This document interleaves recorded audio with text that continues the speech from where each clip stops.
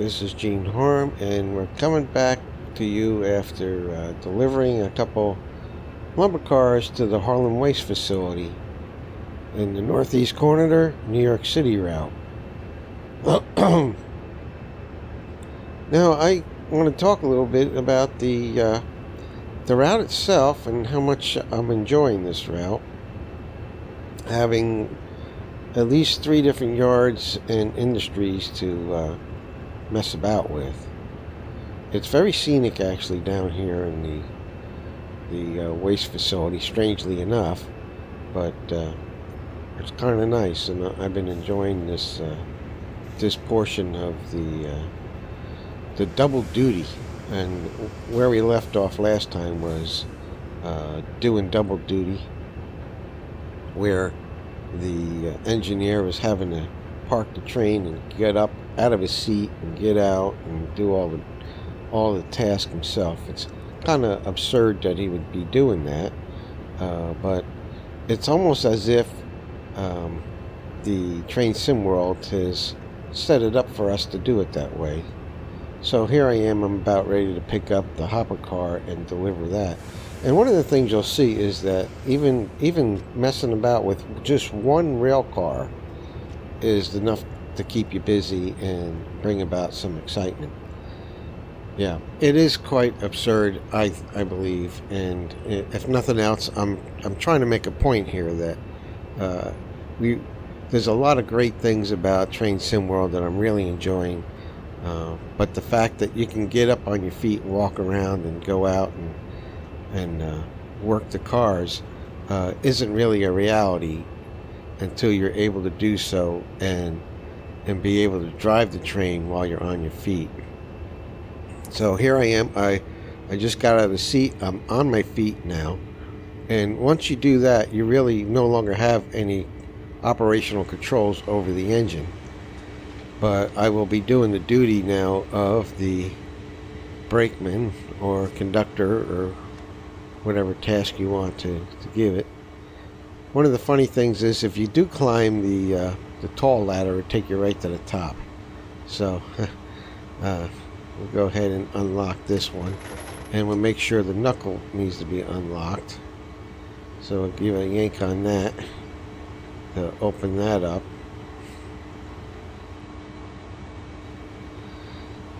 Sometimes you need to bring up the HUD there we go, and the hand is now open to receive another coupler for the automatic couple up.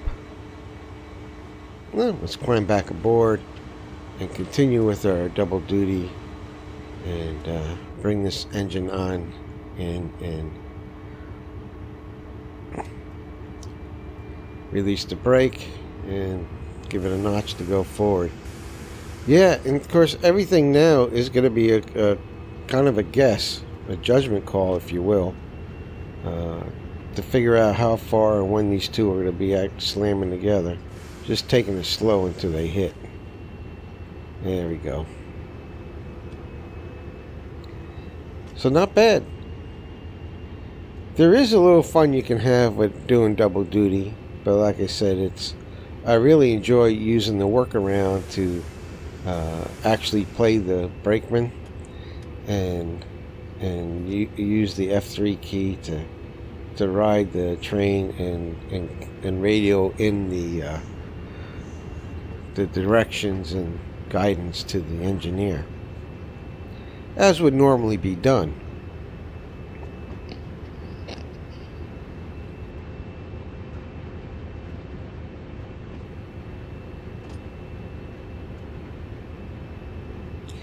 One of these days I'll see how far I can push cars past that fence before it breaks the scenario.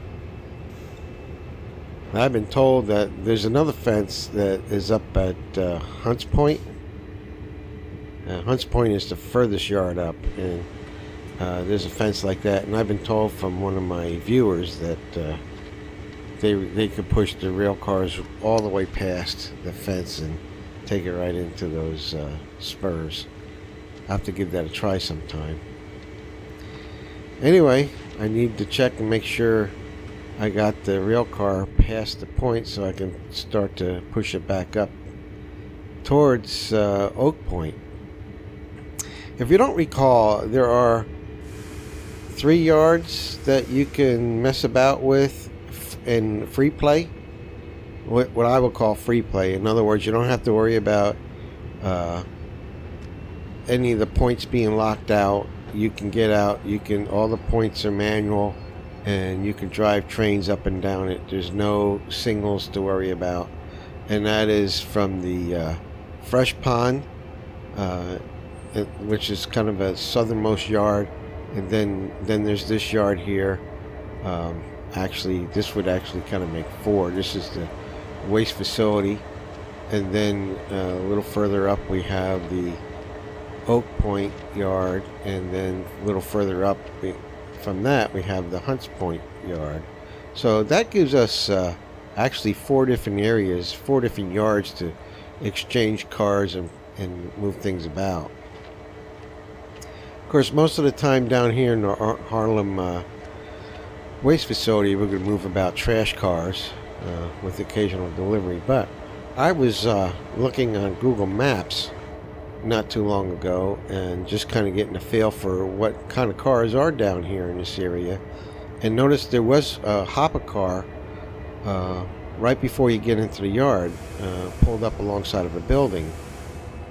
And so really that is what I'm doing now is I'm going to take this one hopper car and park it in that place alongside of a building, and you'll see where it is when we get there. But it's actually I gotta almost take the car all the way back to Oak Point. Not quite all the way back, but I'll push it back that way, and then come down on a different rail to get access to this building that's really elevated. The track is, you can see the track to the right of me is elevated, and I'm going to be going back up the slope almost up to that elevation, and then come down and fork down on a different rail, and then push back to the other side. But as we go past these buildings, I'll point them out to you.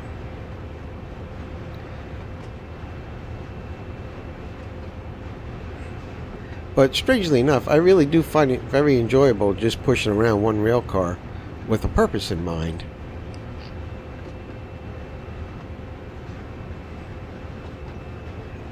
I think that's one of the things that ends up becoming boring about simulators is,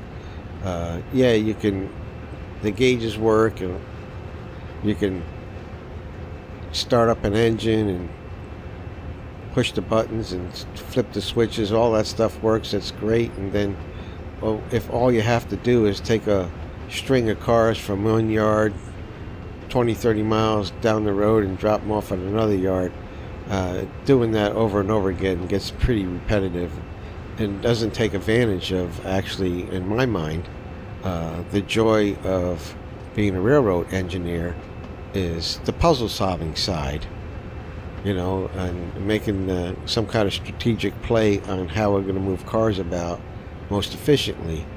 And as I'm pushing this hopper car all the way back up to Oak Point yard, I'm probably thinking to myself, yeah, maybe it wasn't that grand of an idea to bring it back down the hill to begin with. Maybe I should have just left it up at Oak Point until I was ready to go grab it. But nonetheless, that was the decision I made, and it gets you thinking. It thinks, the best. It's a puzzle. Each time is a puzzle. What's the best way to solve this puzzle? What's the best way to go about it? What's the most efficient way to play the game? And in some senses, you can think it's a more of a game like golf, where the less strokes you have, the better play you've done. And in moving railroad cars around, the less moves you have to make, and the less time it takes. Of course, the less moves, quicker you're going to be able to do it, the better the job you have done.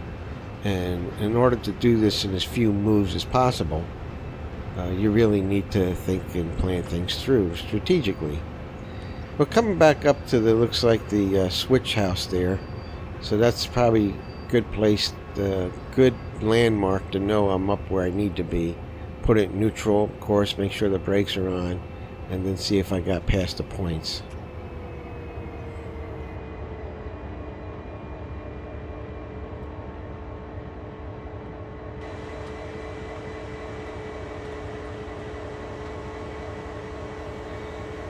And here I am, points are right there. Oh, here comes an Amtrak train.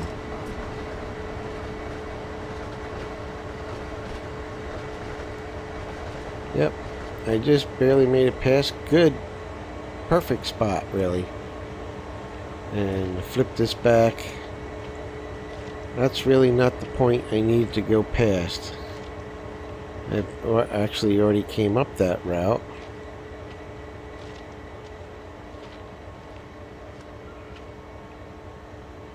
Gotta be careful with what tracks I'm on, with AI trains flying through up to the signal here. And make the long walk. Now to the right of me you see this tall building, and then you see one that's lower. And that's where we're going to make our delivery. It's really a little bit down below, but still elevated to this building that I see right next to me now, off to the right. So, yeah. And this is the fork I need to go past. So I went way past it. But, yeah, I need to go to the right now.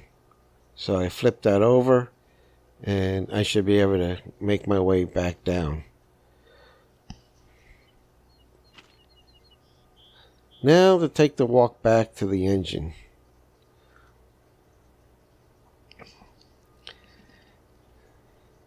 Yeah, and being in New York City, it should be quite noisy, at least, with cars, and that's a highway up to the left, and you should be able to hear dogs and kids, but we don't really hear those sound effects or even see any movement going on.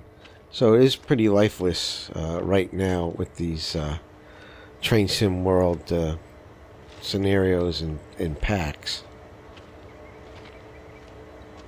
But it's a start, and I really love the new dynamics to Train Sim World and all the things that we can do.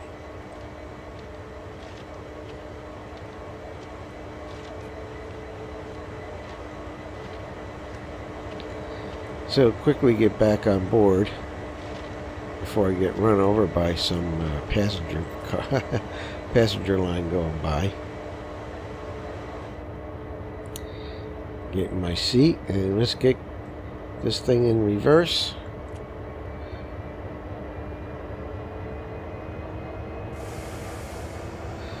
And just with one rail car, I pretty much can manage it with just the locomotive brake.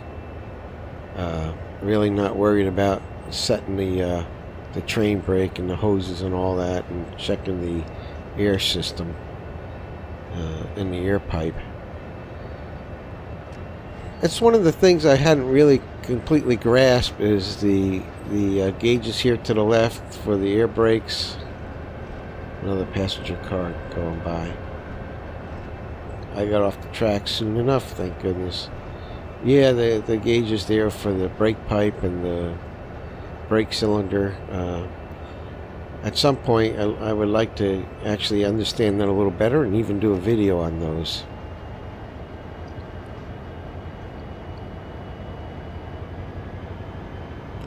So we slowly make our way back down, only this time we're going to cross over to the rail on the right. You see us crossing over now. And as we had done before, the rail on the left takes you all the way down to the waste facility. This one does too, but from a different side of the yard.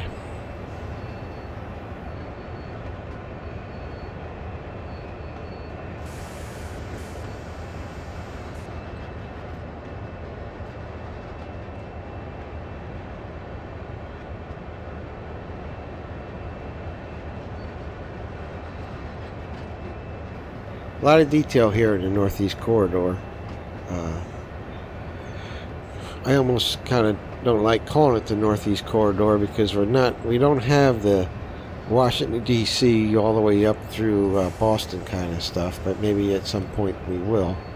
But we do have the Newark Airport in New Jersey coming on over through Manhattan, Penn Station, and then over here to the Bronx, and from here I can go south to Queens. So we have quite a bit of New York City. As far as Manhattan goes, you can only see underground. You can't get up and actually walk into the streets of Manhattan as you can here, over here in the Bronx. But now here's the point. I need to get a little further down. Yeah, if anything, I'm trying to get a point across that it's a little absurd to think that just because we have the first-person view of being able to get up on our feet, that really accomplishes anything as far as operating the train. Although I like it. I'm glad that we have that. I'm only asking that we can have a choice to be on our feet and still have access to control the engine. And there goes the brake pressure as we apply the brakes. We certainly only had to move a little bit to get past the points, but to play it safe, we'll give it a little bit, we'll nudge it a little further and then put the brake on, put it in neutral, and we're good to go. We can get up now.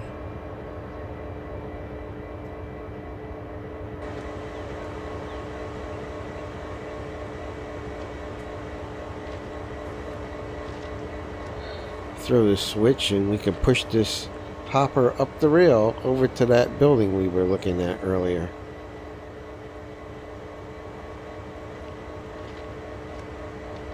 And I gotta say, I actually very much enjoyed doing this video. Or I should say, very much enjoyed doing this particular task. And I hope that you see how even moving one rail car is can be quite fun. And actually have a number of steps to go along with it.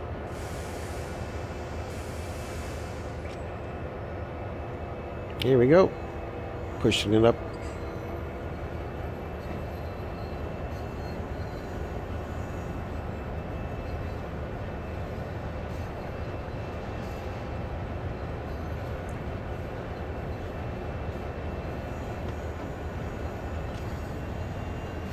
So the one thing that's pretty neat about hopper cars is they unload from the bottom and go into actually go right through the rail, in between the rails to usually a conveyor system that would take it right into the building. So we don't need to have any hoses or any kind of ancillary equipment along the roadside here. We just need to have an open. It's actually not modeled, but we can use our imagination that it's there, because I believe actually it is. Make sure we get it neutral, get the brake in, and we can come on over. And we did a pretty good spot along this building.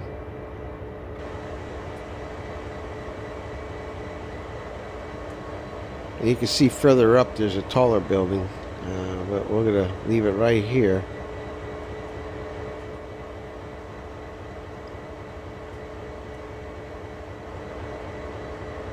And this is the perfect spot for this hopper.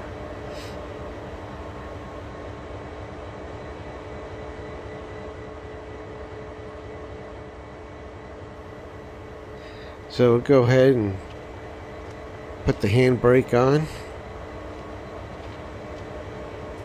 As soon as we get up on this ladder, let's just, there we go.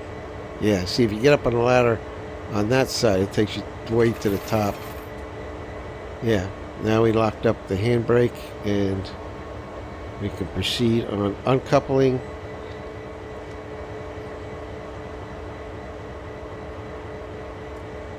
And we've accomplished our task for delivering this hopper here.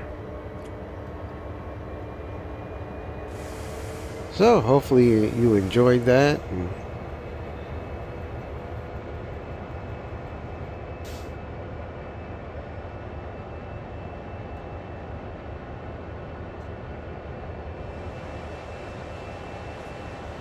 And I'm hoping that many of you can better enjoy this new pack that's come out for New York City and get some ideas of what can be done, what industries and types of things that you can do. So once again, I've enjoyed being with you, talking to you, and running the engine. So hopefully you once again enjoyed this, and we'll get you next time.